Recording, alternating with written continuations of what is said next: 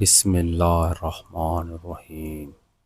شروع اللہ کے نام سے جو بڑا مہربان نہایت رحم والا ہے۔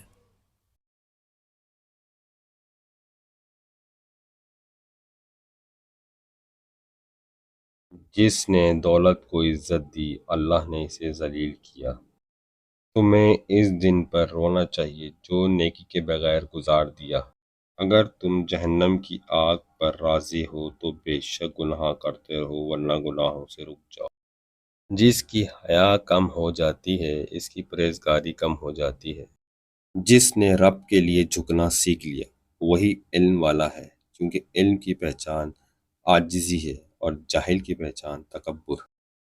گناہوں کی ایسی دیوار کھڑی نہ کریں جو آپ کو اللہ سے دور کر دے۔ کم گوئی میں حکمت، کم خوری میں صحت اور لوگوں سے کم ملنے جلنے میں عافیت ہے۔ ہر وہ دل جس میں خوف خدا نہیں ہے ویرانہ ہے۔ علم عمل کرنے کے لیے ہے، نہ کہ حفظ کرنے اور مخلوق کو سنانے کے لیے۔ مالداروں کی تعظیم سے دین میں نقصان آتا ہے۔ باپ ایک کتاب ہے جس پر تجربات تحریر ہوتے ہیں، اسے اپنے سے دور مت رکھو۔ موت کو یاد رکھنا نفس کی تمام بیماریوں کی دوا ہے۔ دن تو صرف تین ہیں، ایک کل جو گزر گیا، ایک آج جو عمل کا دن ہے، ایک آنے والا کل۔ توبہ کرنے والوں کے ساتھ بیٹھا کرو کیونکہ وہ سب سے زیادہ نرم دل ہوتے ہیں۔ انصاف مظلوم کی جنت اور ظالم کے لیے جہنم ہے۔ جس کی پرہیزگاری کم ہو جاتی ہے اس کا دل مردہ ہو جاتا ہے۔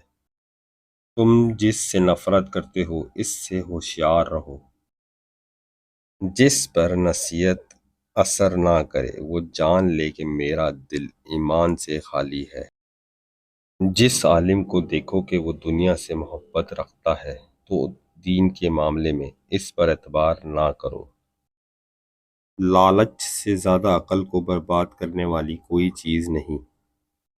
کم کھانا صحت، کم بولنا حکمت اور کم سونا عبادت میں داخل ہے۔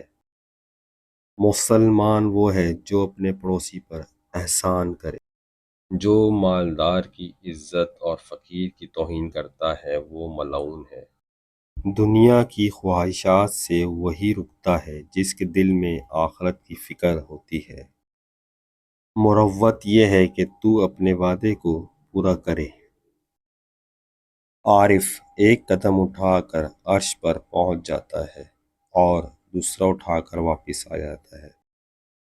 دشمن کو دل کی مہربانی اور احسان سے جیتو اور دوست کو نیک سلوک سے۔ حسد ایک آگ ہے جو انسان کو جلاتی ہے اور دوسروں کو دشمنی پر ابھارتی ہے۔ اللہ تعالیٰ اس پر رحم نہیں کرتا جو دوسروں پر رحم نہ کرے۔